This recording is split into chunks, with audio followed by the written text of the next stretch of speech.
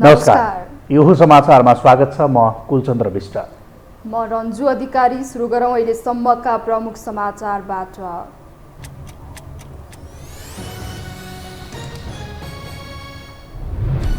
आर्थिक सङ्कटका बेला सरकारद्वारा मुलुकमा आर्थिक अवस्था सुरक्षित रहेको दाबी। ब्याज दर घटाउने तयारी भइरहेको प्रधानमन्त्रीको भनाई। गभर्नर भन्छन् बैंकहरू सुरक्षित छन्। काठमाडौँ महानगर प्रमुख बालेन्द्र शाहलाई अराजक नबनी जिम्मेवारी बोध गरी काम गर्न सरकारले सचेत गरायो। नीतिगत व्यवस्थाको परिपालना गर्न बालेन्द्रलाई आग्रह। आफ्नै श्रीमतीको करणी सम्बन्धी जाहेरीले न्यायाधीश भुवन गिरी पक्राउ। घुस प्रकरणमा निलम्बित सांसद श्रेष्ठलाई रासोपाले बयान दियो। अडियो आफ्नो नभएको जिके। म्यानमारमा सेनाको हवाई आक्रमणबाट कम्तीमा 50 जनाको मृत्यु हुनेमा अधिकांश सर्वसाधारण सैन्यको भए यताकै घातक आक्रमण भएको टिप्पणी। र युएफए च्याम्पियन्स लिग फुटबल प्रतियोगिताको क्वार्टर फाइनल खेलहरू मङ्गलबारबाट सुरु हुँदै पहिलो खेलमा पोर्चुगलको बेन्फिका र इटालीको इन्टर मिलान भिड्ने।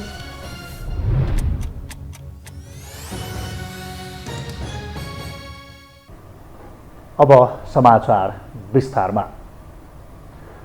प्रधानमन्त्री पुष्पकमल दाहाल प्रचण्डले बैंकको ब्याज दर घटाउने विषयमा सरकार छलफलमा रहेको बताउनु भएको छ। आज उद्योग वाणिज्य महासङ्घको 57औं वार्षिक साधारण सभालाई सम्बोधन गर्दै प्रधानमन्त्री प्रचण्डले बैंक ब्याज दर कम गर्ने र राजस्व सङ्कलनलाई बढाउने बारेमा सरकारका सबै अङ्गसँग आफू छलफलमा रहेको बताउनु भयो।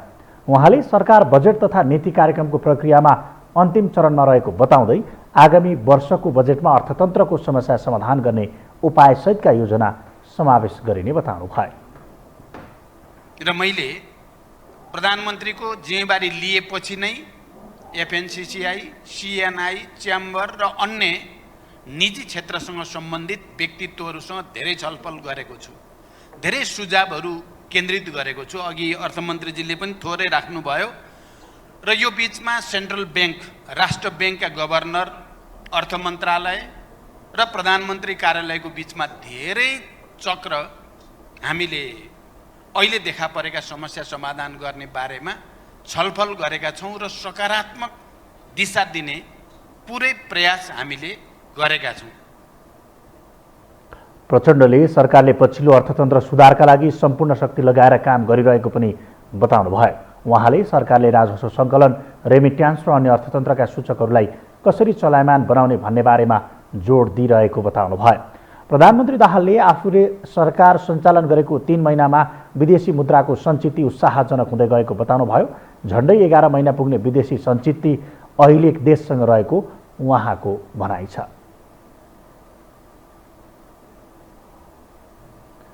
नेपाल राष्ट्र बैंकका गभर्नर महाप्रसाद अधिकारीले नेपालमा बैंकहरूको अवस्था सुरक्षित रहेको बताउनु भएको छ। मङ्गलबार नेपाल राष्ट्र बैंकले चालु आर्थिक वर्ष 2079-80 को 8 महिनाको वर्तमान आर्थिक तथा वित्तीय स्थिति सम्बन्धी तथ्याङ्क सार्वजनिक पत्रकार सम्मेलनमा बोल्दै गभर्नर अधिकारीले यस्तो बताउनु भएको हो। उहाँले नेपालका बैंक वित्तीय संस्थाहरूको अवस्था सुरक्षित र स्वस्थ रहेको दाबी गर्नुभयो। तत्काल सानोतिनो धक्काले नेपालका बैंक तथा वित्तीय संस्थामा जोखिम नआउने उहाँको भनाइ छ। उहाँले सबै खालले वित्तीय संस्थाहरूको तथ्याङ्कहरू बलियो रहेको पनि बताउनु भयो। आज हामीले यो आर्थिक वर्ष 2079-80 को 8 महिनाको मासिक हामी वर्तमानै भन्ने गर्छौँ। वर्तमान आर्थिक तथा वित्तीय स्थिति सार्वजनिक गर्ने कार्यक्रम रहेको हो। त्यस्तै गरी उहाँले मौद्रिक र ब्याङ्किङ अवस्थाहरूको बारेमा पनि सरस्वती बताउनु भएको छ। यो सालको मौद्रिक विस्तार केही कमी छ भने ब्याङ्किङ प्रणालीतर्फ तरलतामा पनि गत सालको दाँजोमा प्रचुर मात्रामा सुधार भएको छ। उहाँले बैंक तथा वित्तीय संस्थाहरूमा तरलताको अभावको कारणले समस्या आउने अवस्था नभएको बताउनु भयो। उहाँले बैंकर र व्यवसायीलाई आगामी दिनमा उच्च मनोबलका साथ काम गर्न आग्रह समेत गर्नुभयो। सरकारले काठमाडौँ महानगरपालिकाका प्रमुख बालेन्द्र शाहलाई जिम्मेवारी बोध गरी काम गर्न सचेत गराएको छ। मङ्गलबार सिंहदरबारस्थित प्रधानमन्त्री तथा मन्त्री परिषदको कार्यालयमा बसेको मन्त्री परिषदको बैठकले काठमाडौँ उपत्यकाको फोहोर उठाउने जिम्मा स्थानीय तहको भएकाले आफ्नो जिम्मेवारी बोध गरेर काम गर्न मेयर शाहलाई सचेत गराउने निर्णय गरेको हो। बैठकमा शीतल निवास, बालुवाटार र सिंहदरबारको फोहोर नउठाउने काठमाडौँ महानगरपालिकाका मेयर बालेन्द्र शाहको अभिव्यक्ति अव्यावहारिक रहेकाले नीतिगत व्यवस्थाको परिपालना गर्न आग्रह गरेको हो। बैठकपछि सञ्चारकर्मीहरूसँग कुराकानी गर्दै सरकारकी प्रवक्ता तथा सञ्चार तथा सूचना प्रविधि मन्त्री रेखा शर्माले सिंहदरबार, बालुवाटार, शीतल निवासको फोहोर नउठाउने भन्ने काठमाडौँ महानगरका प्रमुखले घोषणा नीतिगत व्यवस्था विरुद्ध रहेको बताउनुभयो। यो अलि गम्भीर ढङ्गबाट यो काठमाडौँ हाम्रो यो सिंहदरबार, बालुवाटार, त्यसपछि शीतल निवासको फोहोर नउठाउने भन्ने जुन काठमाडौँ महानगरका प्रमुखले जे बाहिर घोषणा गर्नुभएको छ त्यो विषय नीतिगत रूपमा काठमाडौँ उपत्यकाको फोहोर स्थानीय तहले उठाउने भन्ने नीतिगत व्यवस्था हो। कानुन बनाएर अगाडि बढ्नुपर्छ भन्ने कुरा हो र त्यो विषयमा यो जुन फोहोर नउठाउने भन्ने जुन विषय छ र त्यो विषयलाई लिएर त अब हाम्रो नीतिगत रूपमा हामी परिवर्तन गर्नुपर्यो, नीति परिवर्तन गर्नुपर्यो र स्थानीय तहलाई त जिम्मेवारी हुनु भएन। स्थानीय तहको जिम्मेवारीमा कुनै नीतिगत परिवर्तन नभएको अवस्थामा त्यसरी बोल्न मिल्दैन भन्ने कुरामा सहमत छु। उहाँले बैठकमा नीतिगत व्यवस्था अनुसार फोहोर उठाउन आग्रह गर्ने र फोहोर नउठे नीति पालना गर्न सरकारले गम्भीरतापूर्वक ध्यानकर्षण गराउने विषयमा छलफल भएको बताउनुभयो। उहाँले बैठकमा आयातित तथा उत्पादित सम्पूर्ण खाद्य पदार्थमा जीवनाशक विषादीको प्रयोगमा सीमा निर्धारण गर्ने विषयलाई मन्त्री परिषदबाट स्वीकृत गरिएको बताउनुभयो। मन्त्री परिषदले प्रधानमन्त्रीको प्रेस सल्लाहकारमा पत्रकार महासङ्घका पूर्व अध्यक्ष गोविन्द आचार्यलाई नियुक्त गरेको पनि बताउनुभयो।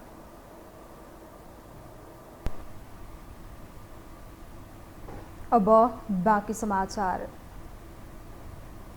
अङ्कगणितीय दृष्टिले सहज अवस्थामा सरकार चलाइरहेका प्रधानमन्त्री पुष्पकमल दाहाल प्रचण्ड यथार्थमा भने नेता व्यवस्थापनकै उल्झनमा छन्। आर्थिक सङ्कट तथा मौलाएको व्यथितिका कारण सडकदेखि सदनसम्म सरकारको खोजी हुँदा समेत नदेखिएका उनी यो समय केवल राजनीतिक हिसाब मिलानमै बिताइरहेका छन्। एक रिपोर्ट। राष्ट्रपतिमा काङ्ग्रेसलाई सघाउने औपचारिक निर्णय गरेसँगै ठूलो सास फेरेका प्रधानमन्त्री पुष्पकमल दाहाल प्रचण्डले 2 महिना केपी ओलीसँग बडो अप्ठ्यारोसँग समय गुजारेको बताए। लगतै चैत्र 6 गते नयाँ 10 दलीय गठबन्धनबाट 171 सांसदको विश्वासको मत पाएका उनी अझ उत्साहित बने। यसलाई एजेन्डा मिल्नेहरूको ध्रुवीकरणका रूपमा समेत अर्थ्याएका उनले गठबन्धन 5 वर्ष जाने बताएका थिए भने सरकार रफ्तारमा अघि बढ्ने दाबी समेत गरे। हुन त ओलीसँग मिलेर सरकार बनाउँदा पनि उनले नयाँ र हुटुटी भएका अनुहारलाई लिएर देशको काया पलट नै गर्ने बताएका थिए। प्रचण्ड विश्वासको मत पाएका उनले 31 बुँदे त निर्देशन नै जारी गरे। तर सरकार विस्तारमै महिना दिन बिताएका उनले गठबन्धन 2 महिना मात्रै टिकाए भने काङ्ग्रेसलाई सरकारमा प्रवेश गराए। लगत्तै पुनः राजनीतिक माथा पश्चिमै रमाएका उनलाई सर्वोच्चमा परेको द्वन्द्वकालीन मुद्दा सम्बन्धी रिटले अर्को तनाव थपिदियो। उक्त मुद्दालाई समेत राजनीतिक अस्त्रकै रूपमा हेरिँदा प्रचण्ड फेरि सरकार विस्तार गर्न समेत असमर्थ रहे। भाका सारेको सारै गरेर बल्ल तल्ल केही थान मन्त्री भित्राएका उनले मन्त्री परिषदलाई अझै पूर्णता दिन सकेका छैनन्। प्रधानमन्त्री प्रचण्डका गतिविधिलाई लिएर पार्टी भित्रैबाट पनि अब प्रश्न उठ्न थालिसकेको छ।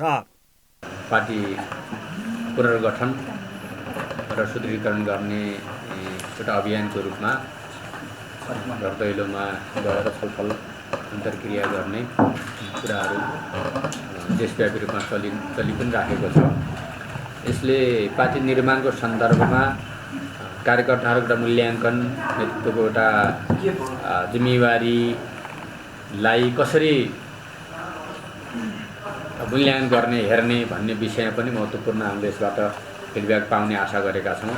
यो बीच आफू र जनमत मात्रै सरकारमा हुँदा सहितको लिस्ट निकाल्ने तथा द्वन्द्वकालका घाइतेलाई पैसा बाँडेका उनी 10 दलीय गठबन्धन मिलाउनै सकस बेहोरिरहेका छन् भने उपनिर्वाचनमा पनि माओवादी मतदातामै सीमित बनेको छ। त्यस्तै चरम प्रतिस्पर्धामा रहेका उपेन्द्र यादव र सीके राउतलाई सँगै लिएर हिँड्नुपर्ने तथा स्थायी सरकार दिनुपर्ने बाध्यतामा रहेका उनी फेरि प्रधानमन्त्री हुन सक्ने देवाको जोखिममा पनि छन्। अर्कातर्फ प्याकेजमै सहमति गरिने भनेको प्रदेश समेत यही रसाकसीको मारमा परिरहेको छ। कोशीमा एमालेलाई नै माओवादीले बोक्ने लक्षण देखाउँदा मधेस तथा कर्णाली प्रदेशबाट एमाले बाहिरिँदा काङ्ग्रेसले आफ्नो दाबी बढाउने पक्का छ। कहिले पालो चाहिँ दिने त्यो बारेमा चाहिँ हाम्रो स्पेसिफिक चाहिँ निर्णयहरू हुन्छ र अहिले सैद्धान्तिक रूपमा हाम्रो बिचमा सहमति भएको छ कि सबै प्रदेशमा हाम्रो गठबन्धनका सबै दलका साथीहरू सहभागी भएर सरकार पुनर्गठन गर्ने र मुख्यमन्त्री पनि हामीले आलो पालो गर्ने भन्ने नै सहमति भएको छ। अहिले प्रधानमन्त्री पुष्पकमल दाहाल प्रचण्डलाई चुस्त टिम बनाउन सुझावको ओहिरो छ, तर उनी विवादित र पुरानै अनुहारका सहयात्रीकै भरमा काम देखाउने यथार्थमा छन्। यही प्रतिकूल परिस्थितिकै कारण प्रचण्डले टीआरसी जस्ता विषयमा एमालेसँग समेत छलफल बढाउँदा लेखराज भट्टसँग पनि अनपेक्षित भेट गरेका छन्, जहाँ एमाले पनि खरो प्रतिपक्षीका रूपमा सरकारमाथि प्रहार गरिरहेको छ। आज सरकारको उपप्रधानमन्त्री पश्चिमतिर जानुभयो अनि भन्नुभयो, माटोमा ढोग्नु पनि भयो, हामीले हेऱ्यौँ। र अनि पत्रकारको बिचमा उभिएर उहाँले भन्नुभएको छ, देशको अर्थतन्त्र भयावह भएको छ, सङ्कटग्रस्त अवस्थामा पुगेको छ। अब वैशाखबाट त कर्मचारीलाई तलब खुवाउन पनि ऋण काट्नुपर्ने स्थितिमा आएको छ, ऋण लिनुपर्ने स्थिति आयो नागरिकहरूसँग, यस्तो अवस्था छ भनेर भन्नुभयो। त्यही कुरा आज संसदमा प्रधानमन्त्रीले किन बोल्नुहुन्न? किन अर्थमन्त्रीले आएर बोल्नुहुन्न? यो सदनलाई किन जानकारी दिनुहुन्न? देश आज बर्बाद हुँदैछ, डुब्दैछ भन्ने कुरा। यही बीचमा स्थानीय तह नै केन्द्रमा भिड्ने अवस्थाको समेत प्रचण्डले सामना गरिरहेका छन्। सिंहदरबारकै फोहोर नउठाएर काठमाडौँ महानगरपालिकाका प्रमुख बालेन्द्र शाहले सिधै धावा बोल्दा 100 दिनमा के काम गरियो भनेर उत्तर दिन सक्ने अवस्थामै सरकार छैन। अर्थतन्त्रमा देखिएको सङ्कटपूर्ण अवस्थाको विषय त उछालिने नै भयो। यसको अर्थ एक त आफ्नो मोर्चा अर्थात् गठबन्धन नै टालाटुली, अस्थिर अङ्कगणितको संसद अनि देशको अर्थतन्त्र पनि प्रतिकूल अवस्थामा रहेको र आफ्नै नेताहरूको समेत चौतर्फी प्रहारमा प्रचण्ड परेका छन्। यो हो टेलिभिजनका लागि कुलचन्द्र विष्ट, काठमाडौँ। कङ्ग्रेसले सत्तामा छलाङ मारेपछि प्रतिपक्षमा बसेको एमाले फेरि सत्ता पुनरागमनको सम्भावना देख्न थालेको छ। जस्तै यो सम्भावना माओवादीले भन्दै आएको राष्ट्रिय सहमतिको सरकारकै रूपमा देखिने त होइन भन्ने चर्चा सुरु भएको हो। एक रिपोर्ट।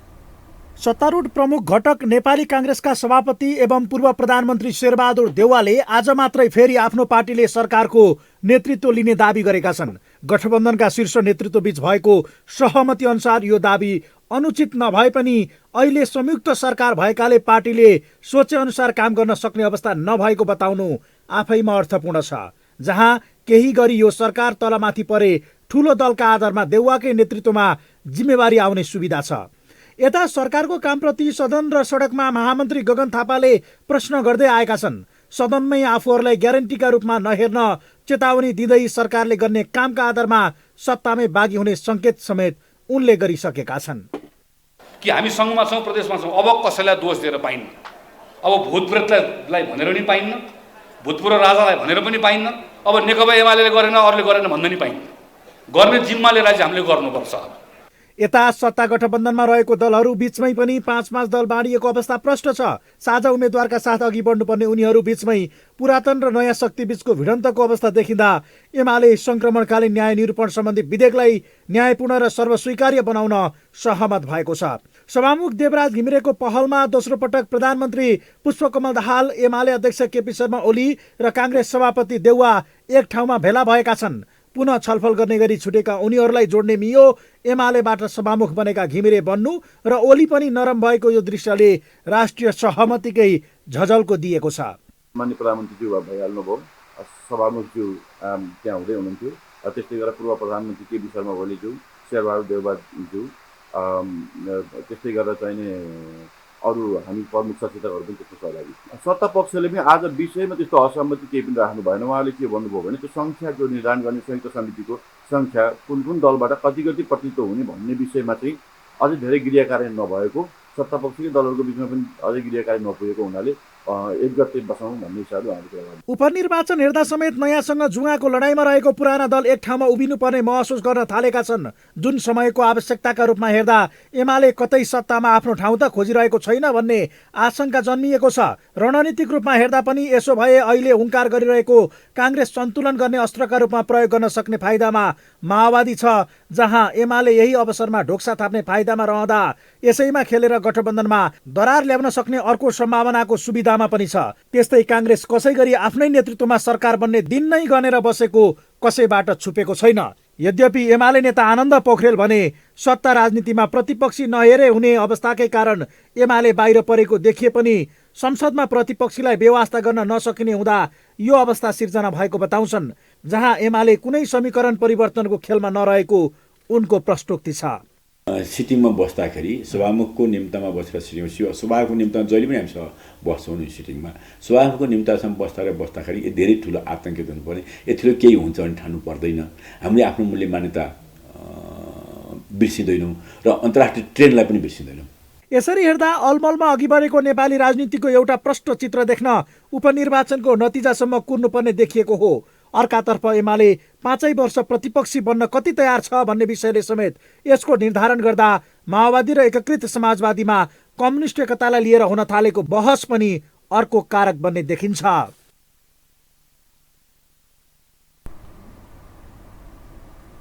हामीसँग समाचार बाँकी नै छन्, अहिलेलाई विश्राम।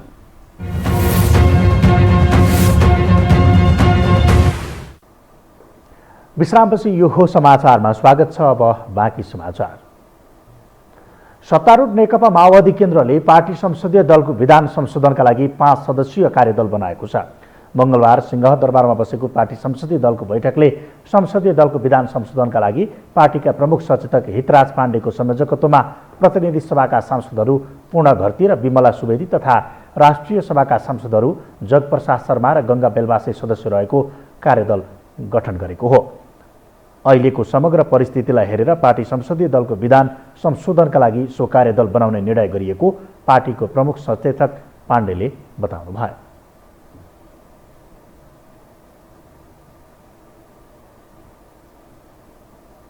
हाम्रो संसदीय दलको विधान जो योभन्दा अगाडि बनेको थियो त्यसलाई अहिलेको समग्र स्थितिलाई सहित गरेर परिमार्जन गर्नुपर्ने अवस्था थियो।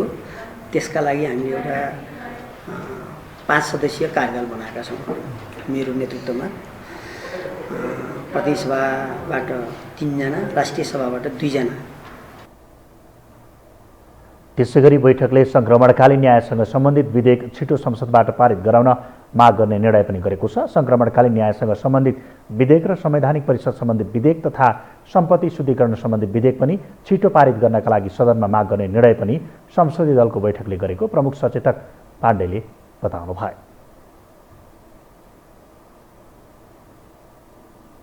आगामी वैशाख 10 गते हुने उपनिर्वाचनलाई लक्षित गर्दै राजनीतिक दल र उम्मेद्वार चुनावी प्रचार प्रसारमा सक्रिय छन्। उम्मेद्वार र राजनीतिक दलको चुनावी प्रचार स्वाभाविक भए पनि निर्वाचन आचार संहिताकै उल्लङ्घन गर्दै स्थानीय जनप्रतिनिधि समेत चुनावी सभा सम्मेलनमा संलग्न हुनुले निर्वाचन आचार संहिताको तोडिएको छ। एक रिपोर्ट। 3 प्रतिनिधि सभा निर्वाचन क्षेत्रमा वैशाख 10 गते उपनिर्वाचन हुँदैछ। निष्पक्ष र मर्यादित रूपमा चुनाव सम्पन्न गर्न निर्वाचन आयोगले उपनिर्वाचनमा निर्वाचन आचार संहिता 2079 लागू भएको जनाएको छ। निर्वाचन आचार संहिता 2079 बमोजिम स्थानीय जनप्रतिनिधिदेखि सार्वजनिक पदमा रहेका सरकारी सेवामा आबद्ध कोही पनि राजनीतिक दल वा उम्मेद्वारको पक्ष वा विपक्षमा चुनावी प्रचार प्रसारमा सहभागी हुन बन्देज लगाइएको छ। तर चुनावताका यो विषय ठिक उल्टो हुने गर्दछ। राज्यको स्रोत साधन खर्चेर मुख्यमन्त्री पार्टीको उम्मेद्वार घोषणा गर्ने स्थलमा पुग्छन् भने आफ्नो पार्टी र उम्मेद्वार जिताउन जनप्रतिनिधिहरू घरदैलो नै गर्न भ्याउँछन्। 12/2 पार्टी अध्यक्ष उपेन्द्र यादवको उम्मेद्वारी दर्तासँगै मध्य प्रदेशका मुख्यमन्त्री सरोज कुमार यादवले भोट नै माग्न भएका थिए। अहिले 12 करैयामाई गाउँपालिका अध्यक्ष शम्भु प्रसाद यादव वडा अध्यक्ष सहित आफ्नो टोली नै बनाएर चुनाव प्रचार प्रसारमा छन्। प्रतिस्पर्धीलाई खुइल्याएरै भए पनि जनताको मन र मत जित्ने गतिविधिमा स्थानीय जनप्रतिनिधि नै लागेका छन्। भरतपुर महानगरपालिकाका मेयर प्रधानमन्त्री प्रचण्ड पुत्री रेणु दाहालको यो भाषणले पुष्टि गरेको छ। 4-4वटा श्रीमती बिहा गरेको छ। अब यो उसका 2-2वटा नागरिकता छन्। अहिले त अब आजदेखि त 2 करोडका कुराहरू पनि आइसकेको छ। सबै चिजमा छलाङ छ। उल्टो मती उल्टो गति यस्तो खालको अब एउटा अवस्था हुँदै पनि सबै मान्छेहरू फेरि पनि एकदमै भक्तभर चाहिँ कुदिराख्नु भएको छ। चितवनमा गठबन्धनले जित्नुपर्छ, जसरी पनि गठबन्धनले जित्नुपर्छ, दायाँ बायाँ होइन। अब कसले दायाँ बायाँ गर्छ भन्ने खालका एउटा खबरदारी नेतृत्व तहबाट पनि हामीलाई बारम्बार छ। त्यसर्थ माओवादी पार्टीको तर्फबाट हामी हाम्रै उम्मेदवार हो, हामी जसरी पनि जिताउनुपर्छ भन्ने उद्देश्य र सोचको साथ हामी अगाडि बढेका छौँ। यहाँलाई ढुक्क हुनको लागि पनि म आग्रह गर्न चाहन्छु। यी त सामाजिक सञ्जाल सञ्चार माध्यममा देखिएका छरपष्ट केही उदाहरण मात्र हुन्। वैशाख 10मा उपनिर्वाचन हुने बारा 2, चितवन 2 र तनहुँ 1 उम्मेद्वार राजनैतिक दलको घरदैलो कार्यक्रम र चुनावी सभा सम्मेलनका कारण चुनावी माहौल वात्तै बढेको छ। दलहरूबीचको राजनैतिक दाउपेच फकाउनेदेखि फसाउनेसम्मको दौडाहामा छन्। स्वच्छ, निष्पक्ष र पारदर्शी चुनावको संशय उपनिर्वाचनमा पनि देखिएको छ। आचार संहिताको प्रभावकारी कार्यान्वयन र उल्लङ्घन भए कारबाही होला? आयोगले कसरी अनुगमन गरिरहेको छ त? निर्वाचन आयोग आचार संहिताको कार्यान्वयनमा दृढ रहेको तर्क गर्छन्। उपनिर्वाचनमा आचार संहिताको उल्लङ्घन हुन नदिने र यदि भएको थाहा पाए तुरुन्त कारबाही गर्ने दाबी आयोगको छ। जुनसुकै विषय पनि आचार संहिता उल्लङ्घन भयो भने आयोगको ध्यानाकर्षण हुन्छ। जुनसुकै माध्यमबाट पनि आयोगमा चाहिँ नि त्यसको रिपोर्टिङ हुनसक्छ। यहाँहरूको मिडिया मार्फत आएको कुरा होला, कसैले टेलिफोन कल गरेर होला, कसैले लिखित रूपमा होला। आयोगले त्यसको कारबाही गर्छ र जिल्लामा हाम्रो संयन्त्र छ, तर प्रचार प्रसारमा जान पाइँदैन। त्यो क्लियर कट हो। त्यो चाहिँ नि अहिले पनि जुन आचार संहिता मङ्सिर 4 गते लागू भएको थियो त्यही हो र कसैले त्यसो गर्यो भने आयोगले कारबाही कानुनमा कारबाही गर्छ। आचार संहिताले नछेक्ला, तर सांसदहरू सदन नै छाडेर चुनावी सभामा भाषण गर्नकै लागि उपनिर्वाचन क्षेत्र धाइरहेका छन्। शीर्ष नेतृत्वको सक्रियता स्वाभाविक छ।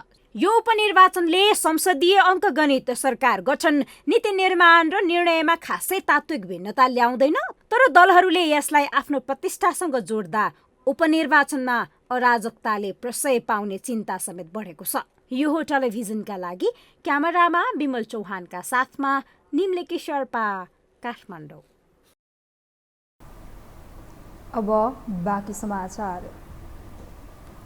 राष्ट्रिय स्वतन्त्र पार्टीले निलम्बित सांसद ढाका कुमार श्रेष्ठसँग बयान लिएको छ। रासपा अनुशासन समितिले मङ्गलबार दिउँसो पार्टी कार्यालय वसुन्धरामा सांसद श्रेष्ठसँग 2 करोड प्रकरणबारे झन्डै 1 घण्टा बयान लिएको हो। श्रेष्ठले स्वास्थ्य मन्त्री बन्नका लागि सभापति रवि लामिछानेको कोर टिमलाई बुझाउन भनी दुर्गा प्रसाईसँग 2 करोड मागेको अडियो आइतबार सार्वजनिक भएको थियो। रासपाले सोही दिन सांसद श्रेष्ठलाई 1 सातासम्मका लागि निलम्बन गरेर छानबिन प्रक्रिया अगाडि बढाएको छ।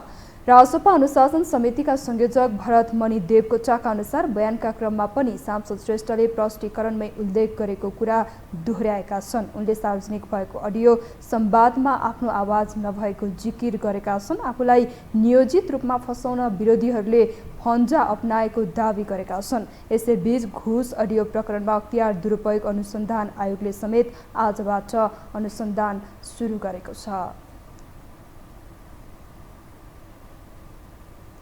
न्याय परिषदका न्यायाधीश भुवन गिरी पक्राउ परेका छन्। काठमाडौँ प्रहरी परिषदले न्यायाधीश गिरीलाई गुङ्गबुको पवित्र नगरबाट पक्राउ गरेको हो। काठमाडौँ प्रहरी प्रमुख एसएसपी दानबहादुर कार्कीले न्यायाधीश गिरीलाई कपिलवस्तु पठाउन आवश्यक प्रक्रिया थालिएको जानकारी दिनुभयो।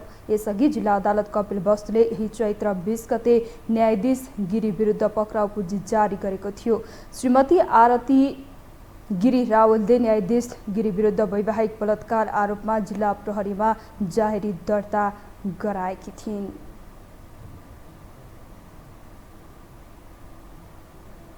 नेपालमा झन्डै 3 महिनापछि कोरोना भाइरसको संक्रमणबाट 1 जनाको मृत्यु भएको छ। यसअघि पुस 23 गते नेपालमा कोरोनाबाट 1 जनाको मृत्यु भएको थियो। स्वास्थ्य तथा जनसङ्ख्या मन्त्रालयका अनुसार पछिल्लो 24 घण्टामा 106 जनामा कोभिड संक्रमण पुष्टि भएको छ। मन्त्रालयका अनुसार मङ्गलबार 476 पीसीआर र 1960 एन्टिजेन गरी कुल 2436 जनाको परीक्षणमा उक्त सङ्ख्यामा संक्रमित देखिएका हुन्। पीसीआर तर्फ 74 र एन्टिजेन परीक्षणमा 32 जनामा संक्रमण देखिएको हो। हाल सक्रिय संक्रमितको सङ्ख्या 469 पुगेको छ।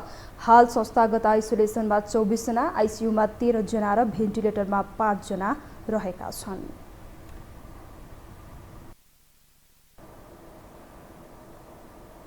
अब पालो आर्थिक समाचारको।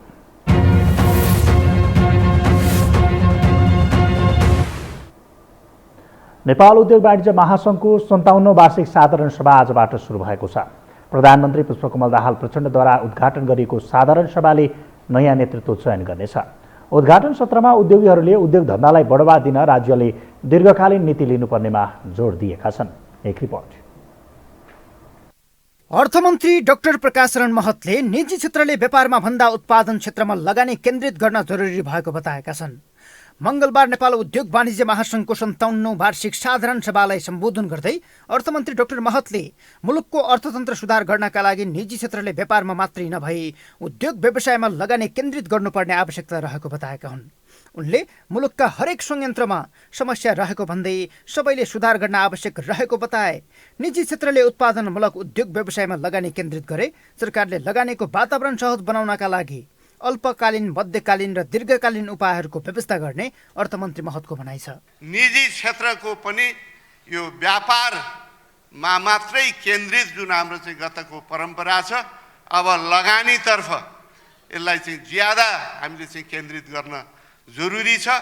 अवश्य पनि लगानीको वातावरण सहज बनाउनको लागि सम्पूर्ण अल्पकालीन र दीर्घकालीन प्रयासहरू चाहिँ हामी गर्छौं। नेपाल उद्योग वाणिज्य महासङ्घका अध्यक्ष शेखर गोल्चाले सरकारले अवसर दिए निजी क्षेत्रले मुलुकमा समुन्नति ल्याउने बताए। उनले उद्योगी र व्यवसायीहरू बीचको सहकार्य सर्वसाधारण र सरकारको समुन्नतिका लागि हुनुपर्ने बताए।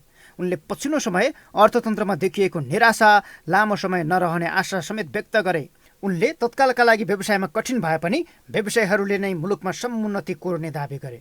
यहाँले निजी क्षेत्र बिना विकास सम्भव छैन भन्नुहुन्छ, तर अन्य राजनीतिक दल र तिनका नेतृत्वले पनि यही कुरा भनिरहेका छन्। मैले यहाँहरूको भनाइमा शङ्का गरेको छैन, तर जुन बोलीमा छ त्यो व्यवहारमा देखिँदैन। राज्य चलाउने रकम निजी क्षेत्र र सर्वसाधारणको उपक्रमबाट आउँछ भन्ने विषय राजनीतिक नेतृत्व, माननीय सांसदज्यूहरू र राष्ट्र सेवक कर्मचारीले सधैँ बोध गरिराख्नुपर्छ। नेपाल उद्योग वाणिज्य महासङ्घका वरिष्ठ उपाध्यक्ष चन्द्र ढकालले वर्तमान अर्थतन्त्रको सङ्कट समाधानका लागि बृहत राष्ट्रिय विमर्श गर्नुपर्ने आवश्यकता रहेको बताए। ढकालले अहिलेको अवस्था गम्भीर नबन्दै सबै पक्ष मिलेर समाधान गर्नुपर्ने धारणा राखे। वरिष्ठ उपाध्यक्ष ढकालले सरकार, राष्ट्र ब्याङ्क, विकास साझेदार, अर्थविद तथा निजी क्षेत्रको सहभागितामा बृहत राष्ट्रिय विमर्श गरी अर्थतन्त्रको सङ्कट मोचनको रोडम्याप बनाउनु पर्ने बताए। यतिखेर मुलुकको अर्थतन्त्र सङ्कटको चाहिँ डिलमा छ। आर्थिक गतिविधिहरू शिथिल छन्, आपूर्ति प्रणाली खलबलिएको छ, उद्योगी व्यवसायीहरू समस्यामा छौँ, विकास खर्च अत्यन्त न्यून छ, राजस्वले साधारण खर्च समेत धान्न सकिरहेको छैन। राष्ट्रिय विमर्शले समस्या समाधानको बाटो पहिलाउने चाहिँ छ। त्यसले आर्थिक सङ्कट समाधानको रोडम्याप दिनेछ। साधारण सभाको उद्घाटन होटेल एकान यतिमा आयोजना गरेको महासङ्घले निर्वाचन चाहिँ प्रज्ञा प्रतिष्ठान कमलादीमा गर्दैछ। नयाँ नेतृत्व चयन गर्दै साधारण सभा सम्पन्न हुने जनाइएको छ। यही साधारण सभाबाट महासङ्घका वरिष्ठ उपाध्यक्ष चन्द्र ढकाल स्वतः अध्यक्ष हुनेछन्। भावी अध्यक्षका लागि साधारण सभाले वरिष्ठ उपाध्यक्ष चयन गर्नेछ। महासङ्घको विधानमा वरिष्ठ उपाध्यक्ष अर्को कार्यकालको स्वतः अध्यक्ष हुने व्यवस्था छ। वरिष्ठ उपाध्यक्ष सहित पदाधिकारी र सदस्य चयन गर्न भोलि निर्वाचन हुँदैछ। नयाँ वरिष्ठ उपाध्यक्षका लागि उमेशलाल श्रेष्ठ, उन्जन श्रेष्ठ र रामचन्द्र सङ्घाई चुनावी प्रतिस्पर्धामा छन्। तीनैजना प्यानल सहित चुनावी मैदानमा खडा भएका हुन्। नेपाल राष्ट्र बैंकले सकारात्मक आर्थिक सूचक सार्वजनिक गरेकै दिन मङ्गलबार शेयर बजार परिसूचक नेप्सेमा 27 अङ्कमाथिको वृद्धि भएको छ। केन्द्रीय बैंकले मङ्गलबार चालु आर्थिक वर्षको फागुन वसन्तसम्मको वित्तीय रिपोर्ट सार्वजनिक गर्दै शेयर बजार परिसूचक नेप्सेमा 27 अङ्कमाथिको वृद्धि भएको हो। अघिल्लो वर्षको तुलनामा 25% रेमिट्यान्स बढेको र 15% विदेशी मुद्राको सञ्चिति बढेको र समीक्षा अवधिमा सुधारान्तर स्थिति 1 खर्ब 48 अर्बले बचतमा देखाएको छ। यसै दिन नेप्सेमा 27.31 अङ्कले बढेर 1871.33 अङ्कको बिन्दुमा उक्लिएको नेपाल स्टक एक्सचेन्जले जनाएको छ। आज क वर्गको सेन्सेटिभ इन्डेक्स समेत 5.79 अङ्कले 9% बढेर 355.45 अङ्कको बिन्दुमा पुगेको नेप्सेले जनाएको छ। हामीसँग अन्तर्राष्ट्रिय र खेलकुद समाचार बाँकी नै छन्। अहिलेलाई पुनः विश्राम।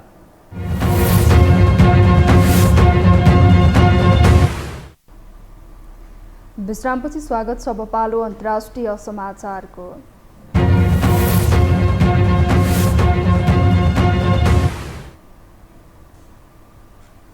म्यानमारमा सेनाको हवाई आक्रमणबाट कम्तीमा 50 जनाको मृत्यु भएको छ। 2 वर्ष अघि सैन्यको विरोधीहरूको केन्द्र मानिएको सहर पाजिगीमा मङ्गलबार सेनाले हवाई आक्रमण गरेको हो। आक्रमणमा बालबालिका सहित कम्तीमा 50 जनाको मृत्यु भएको र अरू थुप्रै मानिस घाइते भएको बताइएको छ। स्थानीय तथा प्रत्यक्षदर्शीहरूले यस आक्रमणलाई सैन्य कु भएताकै घातक आक्रमण भनेका छन्। अल जजिरामा प्रकाशित समाचार अनुसार स्थानीयहरू एक प्रशासनिक कार्यालयको उद्घाटन समारोहका लागि भेला भइरहेका बेला मङ्गलबार बिहान 7:35 सैन्य आक्रमण भएको हो। बीबीसीको समाचारमा भने आक्रमणबाट 53 जना मारिएको उल्लेख छ, जहाँ कम्तीमा 15 जना महिला र केही बालबालिका रहेको बताइएको छ। मृत्यु हुनेहरू अधिकांश आम नागरिक थिए। घटनास्थलमा उद्धार कार्य भइरहेको बेला पनि दोस्रो आक्रमणबाट 3 जना मारिएका थिए। आक्रमणबारे म्यानमारको सेनाले भने हालसम्म कुनै प्रतिक्रिया दिएको छैन। म्यानमारमा सैन्य कुका नेता मिन आङ ह्विङले गत महिना आफ्नो शासन विरुद्ध लडिरहेका आतंकवादीहरूमाथि निर्णायक कारबाही गर्ने चेतावनी दिएका छन्।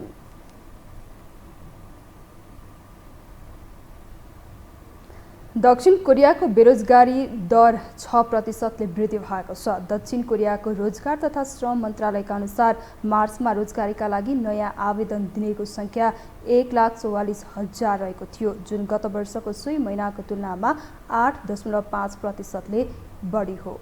एक रिपोर्ट। विश्वव्यापी आर्थिक मन्दीको बढ्दो चिन्ताबीच मार्चमा दक्षिण कोरियाको बेरोजगारी दरमा 6% वृद्धि भएको श्रम मन्त्रालयको तथ्याङ्कले देखाएको छ। वैदेशिक रोजगारका लागि आकर्षक गन्तव्य मानिने दक्षिण कोरियामा नेपालबाट मात्रै वार्षिक रूपमा करिब 25,000 सम्म श्रमिकहरू जान सकिने अवस्था छ। फेब्रुअरी महिनाबाट प्रत्येक महिना 2,000 कामदार कोरिया प्रवेश पाउने गरी तयार पनि गरिएको छ। दक्षिण कोरिया सरकारले विदेशी श्रमिकहरूबारे केही नीति परिवर्तन गर्दै सक्दो छिटो श्रमिक पठाउन सक्ने देशलाई प्राथमिकता दिने नीति अवलम्बन गरेसँगै नेपालबाट जाने कामदारहरूको संख्या बढ्ने अवस्था सृजना भएको छ। विश्वव्यापी रूपमा फैलिएको कोभिड महामारीका कारण पछिल्लो 2 वर्ष नेपाल सहित विभिन्न देशका श्रमिक सहज रूपमा कोरिया प्रवेश गर्न पाएका थिएनन्। नेपाली श्रमिकहरूका लागि झण्डै 5 महिना अघि रोजगारीका लागि कोरिया जाने ढोका खुल्ला भएको थियो। त्यसपछि सन् 2022 मै 15,000 कामदार कोरिया गएको सरकारी तथ्याङ्कमा छ। यस्तै अन्य विभिन्न देशबाट दक्षिण कोरियामा जानेहरूको लर्को पनि उस्तै देखिन्छ। पछिल्लो समय दक्षिण कोरियाको रोजगार तथा श्रम मन्त्रालयको अनुसार मार्चमा रोजगारीका लागि नयाँ आवेदन दिनेको संख्या 1,44,000 पुगेको छ, जुन गत वर्षको सोही महिनाको तुलनामा 8.5% बढी हो। यो वर्षको फेब्रुअरीमा रहेको 11% वृद्धिबाट तल झरेको छ। यस वर्ष घरेलु आर्थिक मन्दीको बारेमा बढ्दो चिन्ताको कारण यो संख्यामा सुधार भएको छ, जुन निरन्तर निर्यात गिरावट र कमजोर आवास बजारको कारण प्रेरित छ। रोजगारीको लाभका लागि आवेदकको संख्या मुख्यतः विनिर्माण, निर्माण र शिक्षा सेवा क्षेत्रमा वृद्धि भएको छ। रोजगारीका लागि आकर्षक गन्तव्य रहेको दक्षिण कोरिया संसारभरबाट वार्षिक रूपमा लाखौंको संख्यामा श्रमिकहरू प्रवेश गर्ने र त्यहाँको जनशक्तिको पदपूर्ति हुने गरेको छ।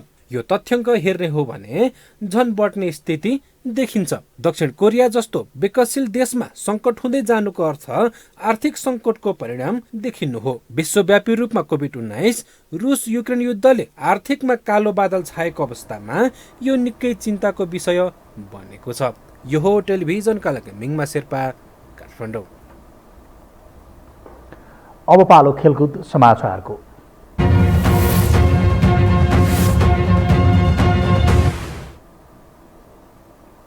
युएफए च्याम्पियन्स लिग फुटबल प्रतियोगिताको क्वार्टर फाइनल खेलहरू मङ्गलबारबाट सुरु हुँदैछ। क्वार्टर फाइनलमा पहिलो लेगको खेलमा मङ्गलबार पोर्चुगलको बेन्फिका र इटालीको इन्टर मिलान भिड्नेछन्।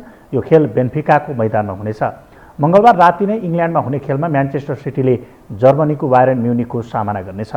क्वार्टर फाइनलका बाँकी 2 खेल बुधबार राति हुनेछ। बुधबार राति इटालीको मिलानमा हुने खेलमा 2 इटालियन टोलीहरू एसी मिलान र नापोली भिड्दा स्पेनमा रियल मैड्रिडले इङ्ग्लिस क्लब चेल्सीको सामना गर्नेछ।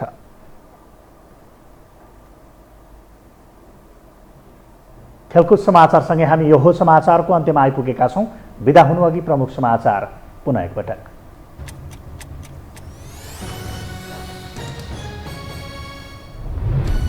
आर्थिक सङ्कटका बेला सरकारद्वारा मुलुकमा आर्थिक अवस्था सुरक्षित रहेको दाबी, ब्याज दर घटाउने तयारी भइरहेको प्रधानमन्त्रीको भनाई। गभर्नर भन्छन् बैंकहरू सुरक्षित छन्।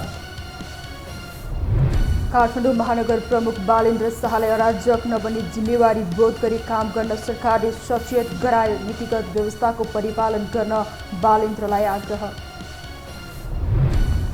आफ्नै श्रीमतीको करणी सम्बन्धी जाहेरीले न्यायाधीश भुवनगिरी पक्राउ। घुस प्रकरणमा निलम्बित सांसद श्रेष्ठलाई राष्ट्रपाले बयान लियो। अडियो आफ्नो नभएको जिकिर। म्यानमारमा सेनाको हवाई आक्रमणबाट कम्तीमा 50 जनाको मृत्यु हुनेमा अधिकांश सर्वसाधारण। सैनिक भएताकै घातक आक्रमण भएको टिप्पणी। र युएफए च्याम्पियन्स लिग फुटबल प्रतियोगिताको क्वार्टर फाइनल खेलहरू मङ्गलबारबाट सुरु हुँदै पहिलो खेलमा पोर्चुगलको बेन्फिका र इटालीको इन्टर मिलान भेट्ने।